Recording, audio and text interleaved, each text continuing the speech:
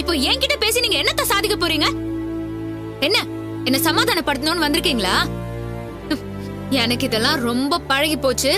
எனக்கு யாரோட ஆறுதலும் தேவையில்ல. நீங்க கிளம்புங்க. உங்களை கிளம்புங்கன்னு சொன்னேன்.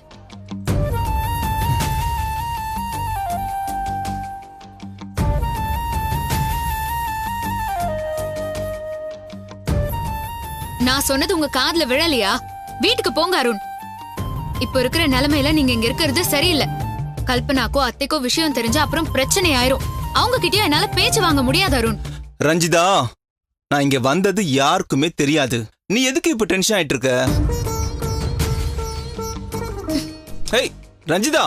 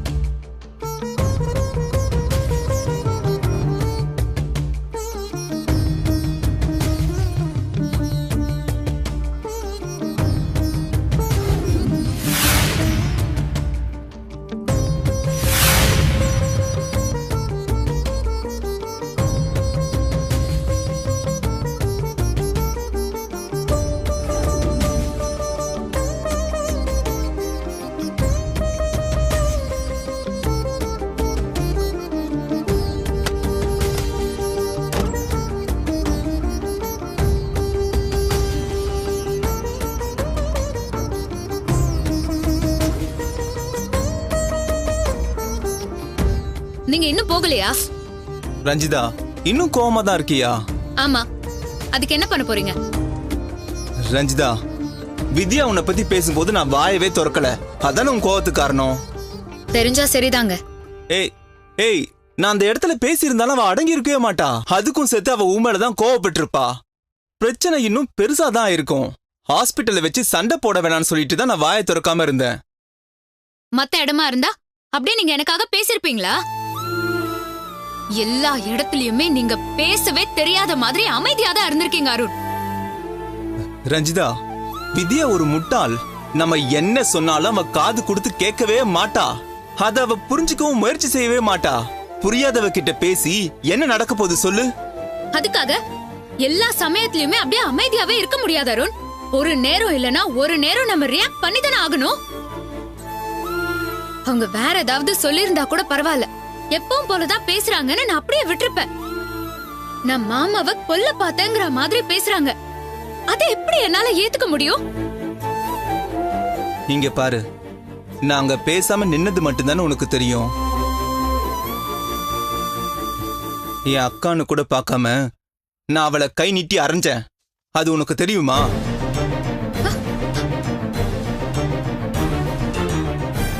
அடிச்சீங்களா? எதுக்காக அடிச்சீங்க?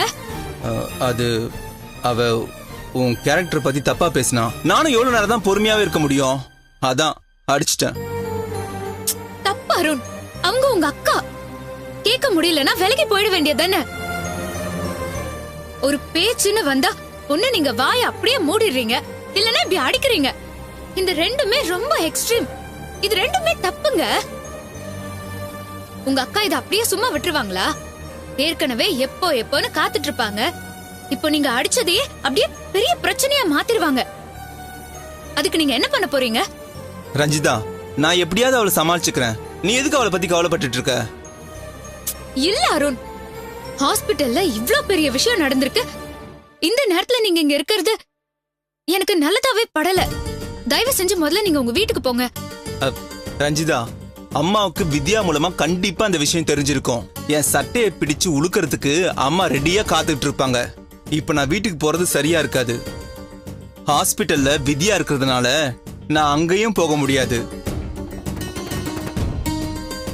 இருக்கிறதுக்கு ஒரு இடம் மட்டும் வேணும். ரஞ்சிதா, நீ என்ன போன்னு சொல்லிட்டனா நான் வேற எங்க தான் போறது? ரஞ்சிதா, நான் இங்க இருக்கிறது யாருக்குமே தெரியாது. அதனால உனக்கு எந்த சிக்கலுமே வராம நான் பாத்துக்கிறேன். நீ போய் தூங்கு போ. நான் இங்கேயே படுத்துக்கிறேன். Ranjitha, Ranjitha, I am so sorry.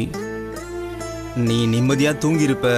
அப்பா உன் பேரை சொல்றாருன்னு உன்னை ஹாஸ்பிட்டலுக்கு அனுப்பி வித்யா கிட்ட திட்டு வாங்கி உன் தூக்கம் போய். ரஞ்சிதா, என்னால நீ ரொம்ப கஷ்டப்படுற மாதிரி ஆயிடுச்சுல. என்னை மன்னிச்சிரு ரஞ்சிதா.